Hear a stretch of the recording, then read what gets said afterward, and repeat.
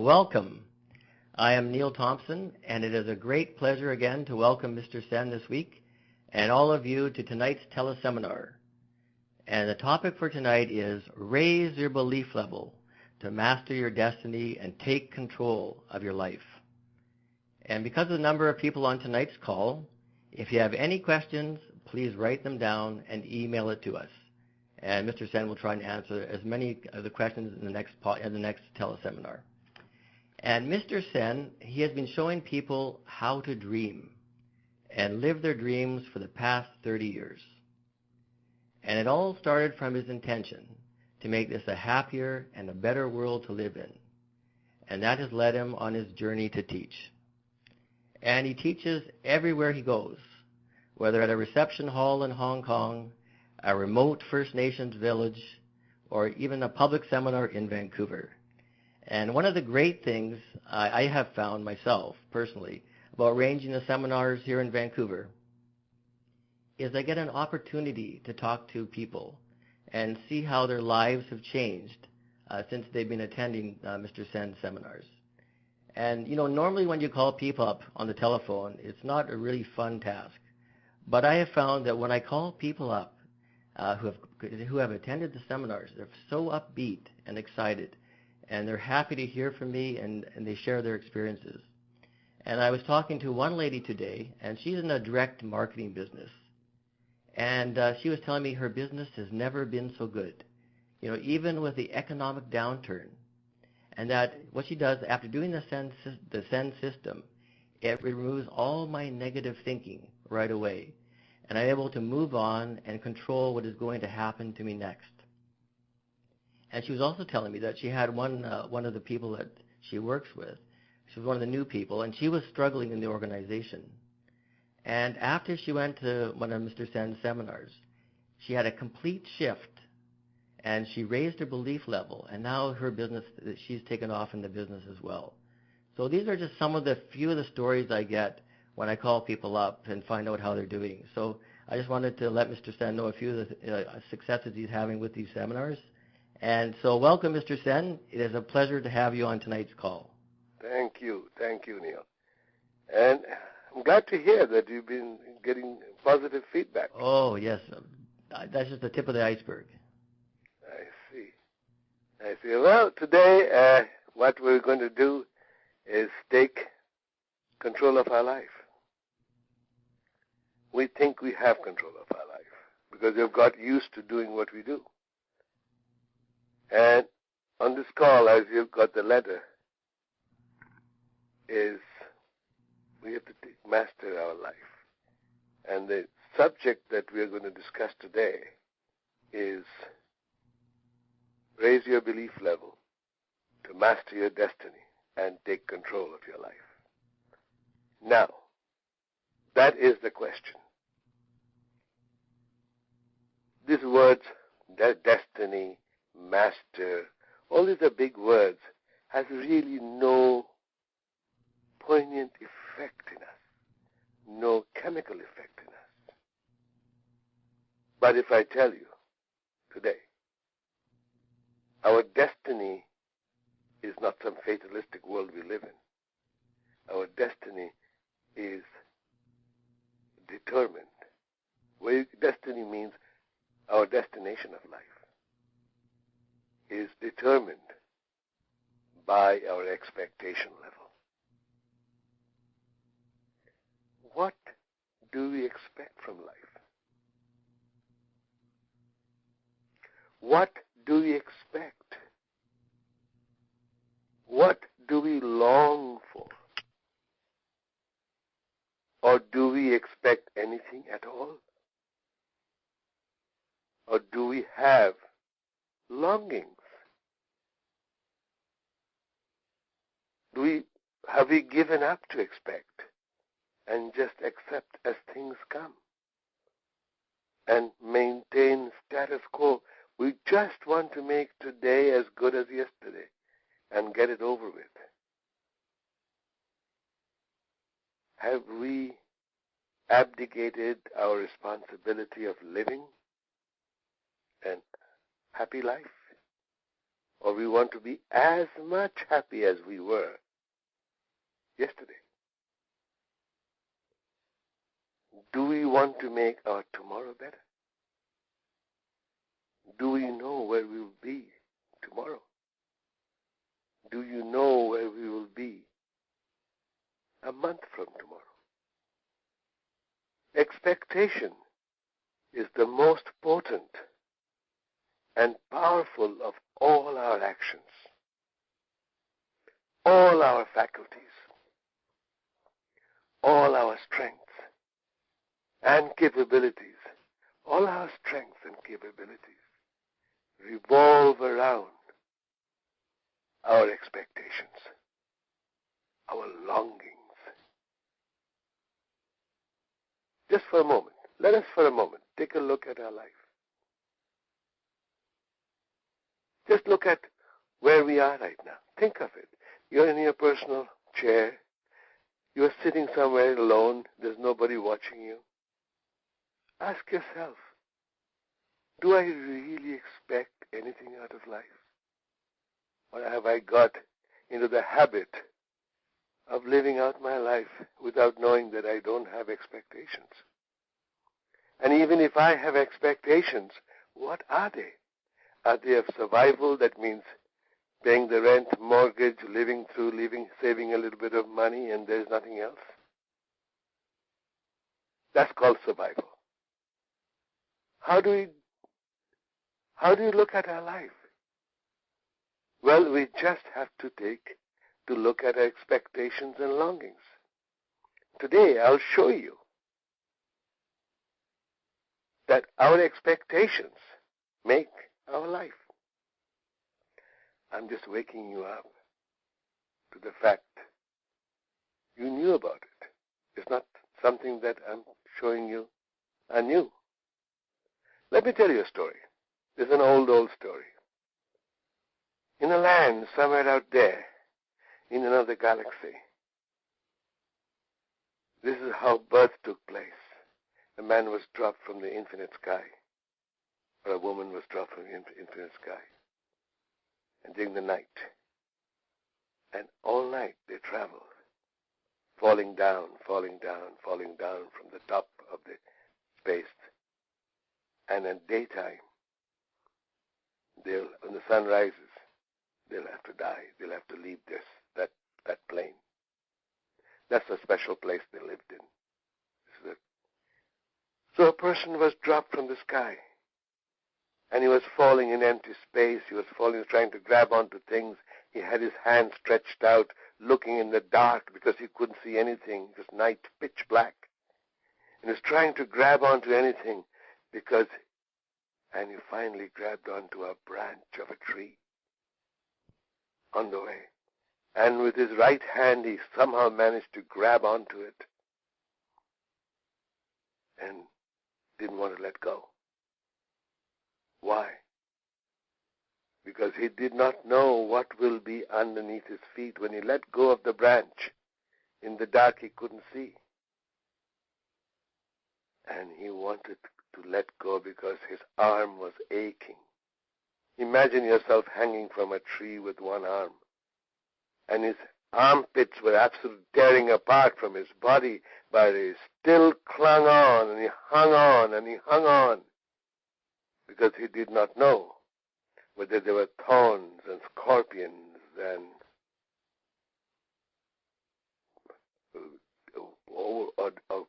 or snakes were below, rocks, craggy rocks, or marshes. And he hung on for his dear life. And then, as slowly the sun was rising, and in the glimmer of the sunlight, he wanted to know what was below him. And he looked down below. 6 inches from his hanging feet, he saw the most comfortable turf, green grass, which he could have laid in and spent his lifetime there. But it was too late. The sun has risen, and he must go back. You see, that he lived out his life. And we still keep on saying, hang in there, kid, hang in there. That's what it means, hanging in. Instead, we have to be like the serpent in Back to Methuselah in George Bernard Shaw's play, telling Eve, you and Adam see things as they are, and ask, why? I see things that never were, and ask, why not? Because that's his expectation. Adam and Eve did not have expectations. They were asking. Our life is based on expectation. Our expectation is based on our belief level. Well, let's go back to reality. I'll tell you. Let us take a moment and look at our life. Well, we just have to look at the expectation and our longing. We have to stop for a moment and take a breather from what we are doing and look at the real situation. Do we give ourselves a chance to feel what we want? From morning till night, we work like the Dickens. But do we give a chance? Do we give ourselves a chance to feel what we want? Because we don't, we get into diversions. We have hobbies. We want to get away. We should be so excited with life. We have no time to get away anywhere. Because wherever we go, we'll take ourselves with us. We have to feel that we don't have to rush from one job to the other without knowing why. What is this all about? Or do we want to run away from an idea? Or do we really want to run away even from the idea of longing and putting all our efforts? And we put all our efforts in surviving, getting through the day. There's a song even, help me make it through the night. Of course we don't. You'll ask me, how do I know? I'll tell you. Why? Because you are listening to this audio now. That is why. You want to take back charge of your life. I know it. I did it a long time ago. I was being interviewed by a journalist yesterday. And he asked me, tell me your daily routine of your life. I said, I don't work. I've never worked. For years and years I've never worked. But I can't stop working. I work from morning till night, but not work because I do what I love to do. Not because I make myself believe it. I do what I love to do. And he says, make the decision for your own life from now on. And no matter what, you have to decide to be the master of your fate and the master of your destiny. You have to say, enough, it's enough. Now the time has come to put into high gear the greatest power that belongs to me and to you. This highest power is expectations. Expectations. Expect. Spect means see. We say spectacular. We see spectator. We see spectacles. X means outside. What is inside us, we want to see outside. But we fail to see our inside. We fail to see what's inside. What do we really want inside? It is the vision that we want. Our expectations are our visions. It is what you always wanted inside, and now you see it outside. It's your vision, and it is your and my reality that is being realized. Our expectations is our reality now being realized, made real. X means out, like exit, external. Internal to external is expectation. Are you aching to be rich? Are you aching to have a beautiful relationship with family and friends and help them to enjoy with you the ecstasies of life that you are visioning right now? Are you aching to feel the romance that has been buried deep in you for centuries, demanding, aching expression? Do you feel the reason of life? The reason of life is romance.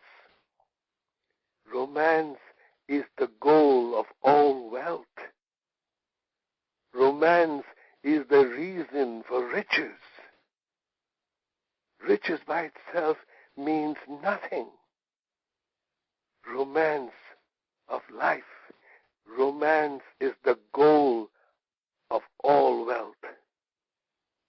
Romance has made the weak into powerful warriors. And romance launched 1,000 ships. Romance is the heart of life. Romance is the heartbeat, the music. Romance arouses the dormant powers inside us, and drives us to accomplish what would have been considered impossible. This seminar that I'm about to have on Saturday, September 19th in Vancouver.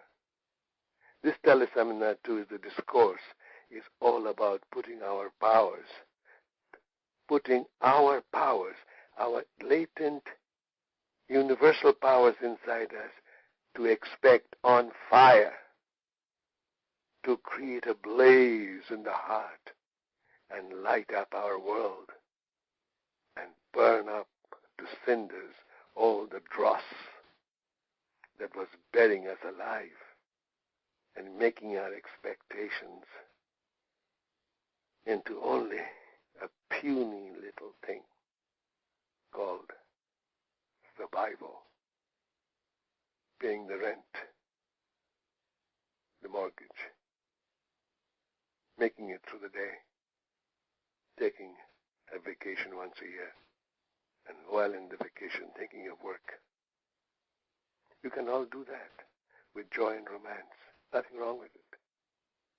But the expectation has to increase. See, romance makes us alive. Romance makes us live with total abandon. And when you live like that, expectation comes up. I call it ER, expectation and romance, not emergency room. That's the emergency room of getting away from the disease of survival. Why do you want to survive for? When you just have to expect and raise your belief level and will have it, and you have to experience that. Romance drives fear out, and fear becomes fearful of us. Can you imagine? When you become a romantic, you become fearless. True romance has no place for fear. Fear has no place in true romance. And the world will call you mad. Yes, I will be mad and let the whole world be sane and survive. But I will be mad and be alone and let the world be sane. What is the point of being sane and survive? Yes, there is a point. Because we don't know that we can be romantics, we can be rich, we can have great relationship, and also survive. If survival isn't it? Because that is the reason, that is the true survival. We both will end up in the same place anyway. We'll all end up in the same place. They would have survived without using the power of expectation, and I would have lived and experienced life. This program on Saturday, the 19th, is all about riches, relationships, and romance. Life revolves around these 3 R's: riches, relationships, and romance. What else is there? We will raise our belief level and learn to ache and feel the pain of longing without the pain of longing for riches, longing for relationships. We read about relationships, in longing for relationships like we read about in storybooks or we see it in the movies. The romances, we will learn and see romance in everything we do. We'll be like Hector, the great Trojan warrior, on the plains of windy Troy, challenging the invincible Achilles to defend his brother Paris' romance with Helen. That's relationship. We want those relationships back again. The relationship of a brother, the relationship of a lover, and the relationship of a friend. The romance of a man and a woman is not one of convenience. Romance does not promise convenience. Romance, there is no inconveniences, because romance can't be inconvenient. All inconveniences fall off when there is romance. The romance of a brother to a brother. Hector challenged Achilles, had to fight Achilles to defend his brother Paris, who loved Helen. And he knew he was going to die at that battlefield. And he knew the only request he had, that he should not be dragged around, his dead body on the chariot, tied to the chariot of Achilles. That brother-to-brother relationship, this is what you don't expect. We can become, we can give that relationship. The only inconvenience of romance, the only inconvenience of romance we'll feel is in the pollution of survival thinking. Survival thinking is a pollutant of our mind. Romance relationship between a brother and a brother, between a sister and a sister, between brothers and sisters and friends cannot have the virus of survival mode in it.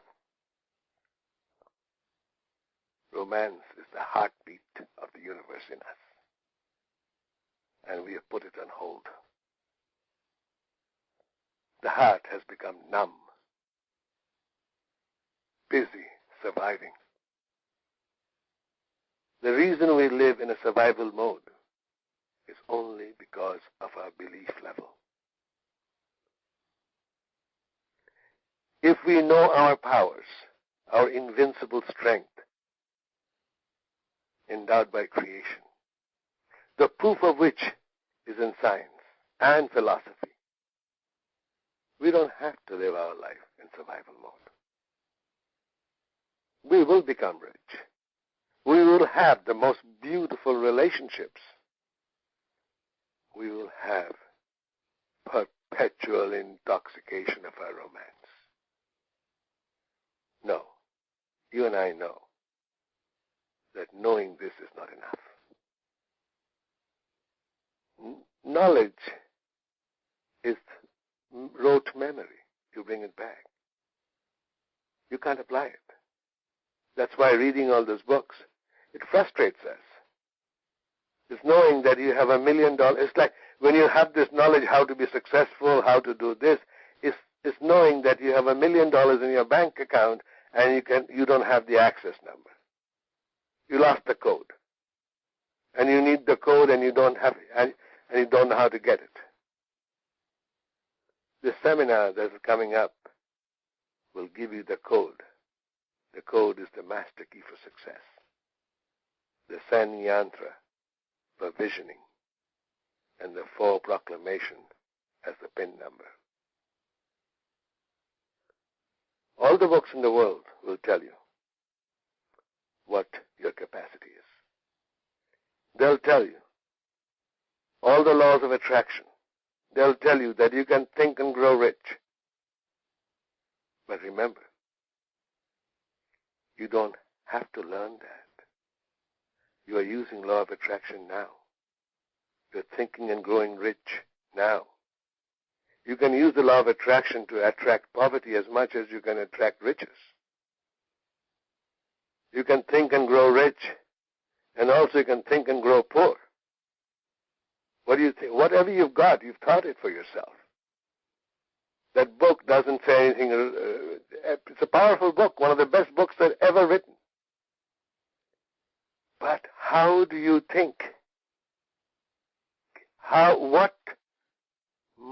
What you must have is not the law. The law is no respecter of persons. The law of gravity will not stop its working, even if a baby falls off a window on the 26th floor of a building. It won't say that is an innocent baby, so the law of gravity won't work. Similarly, law of attraction will not stop you attracting all the things that you don't want, and you expect that. You don't have to learn the law of attraction to use it. For thousands of years, we have known it. The ancient masters taught us how to raise our belief level, control our thoughts, and think the thoughts we want to see manifested, and not the thoughts that we dread if it is manifested. I'm telling you, these ancient masters have taught us how to raise our belief level, to control the thoughts and expectation level, and think the thoughts that we want to see manifested. Our expectations are our vision to be realized. The masters in all secret schools gave their students that formula. The San Yantra for visioning is the master key to enable the individual to think the thoughts that you want manifested, and not the thoughts that you don't want to manifest. The 4 proclamations in the ancient secrets of success is to raise your belief level sky high and reach for the ecstasy of conquest of all limitations. Yes, it is our birthright. And yes, it is our responsibility to us and to our family to take out that sword of expectation and take charge of our life and cut off all the debris, unclutter our life with the things that we don't want, that has been bothering us, burying us. The San Yantra for vision is the instrument, and the 4 proclamation is the realization of your and my invincible power of getting whatever we want and want it. We don't want to leave this world in regret of not having done things that we wanted to do. We don't want to have regrets of the beautiful relationship we could have had, but we didn't. We just had, because we just didn't have the time and means to do it. We waited for a better time to have relationships. We waited for a better time to have the romance when everything was perfect. We want it now. Regrets, you know what regrets are? Regrets are filthy beggars, full of lice, scratching away at us. They're like filthy beggars, regrets. They drive us mad, full of lice. How can you wait for a more convenient time to romance, to expect more out of life? What could be more important in your life today than to take charge of your destiny? What could be more important in our life today than to live a life, having a romantic life? Some of us don't even, we're so numbed, we don't feel what romance is. We get married, get romantic, and then it becomes a chore, becomes convenience, becomes routine.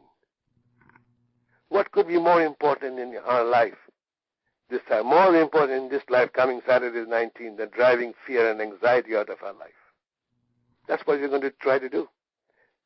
Drive fear and anxiety out of our life. What could be more important in our life, in your life this Saturday, the 19th, than looking up into a child's eyes and telling her or him that today, my child, I'm going to raise my belief level. I will not have to go golfing. I'll go golfing the rest of my life. Belief level so that you'll be empowered by me. I will be your role model. You will never have to live in fear and anxiety and in survival as I have lived, even when I had all the money and the job or the profession that was providing for us. It doesn't matter how much money you got. It doesn't matter what kind of a house you live in. You have to have riches, true riches. True riches is devoid of anxiety and stress. Just imagine for a change. But you're living out the life that sometimes you had a glimmer of in your moments of freedom. And then you allocated that to the world of fantasy before you went back to the grind of the survival mode. Imagine you lying on the beach on a Caribbean island on a blue beach chair, half lying, your head propped up. You have your writing tablet with you, and you're dreaming and writing. The wind is blowing against your hair. You're sipping a coconut water, which I used to have aqua de coco with a little straw in there, holding up the heavy coconut. Under the coconut tree. You're lying on the chair in the coconut tree and writing your book. This is how I wrote my books.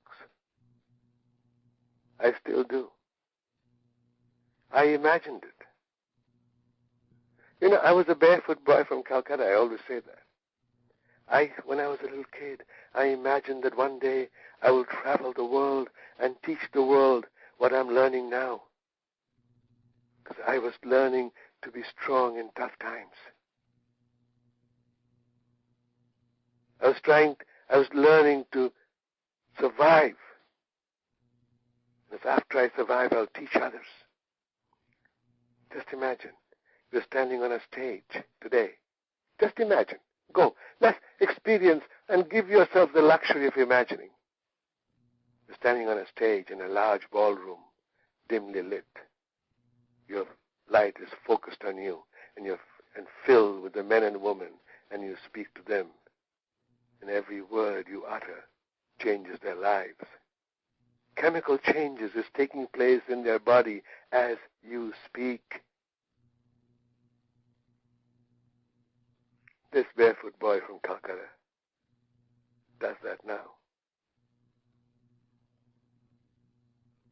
Now he no longer is barefoot boy. He has the most comfortable shoes money can buy. His jackets are custom made by his favorite tailor who does it for him and feels embarrassed that you take money from him. Romance is our life, my life and your life. Just imagine, you're standing on the banks, you're walking along the banks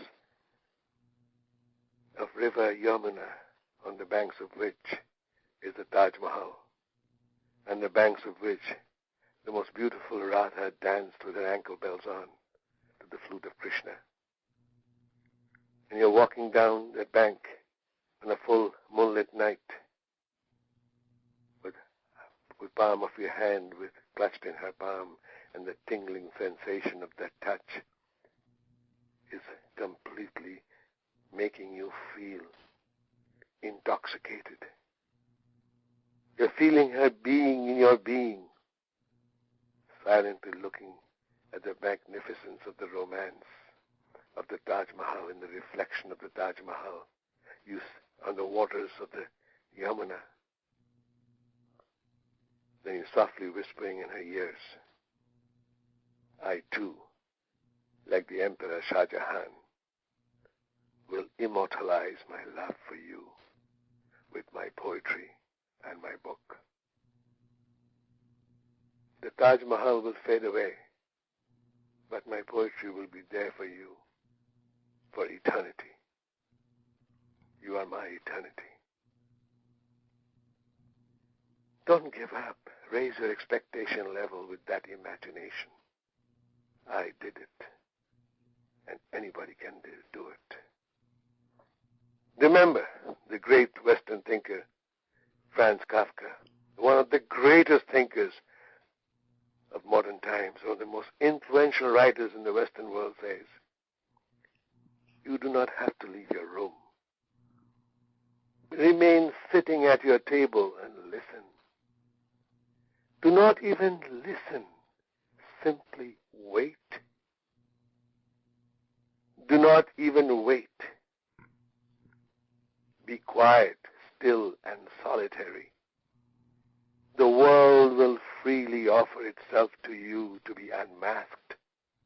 It has no choice. It will roll in ecstasy at your feet.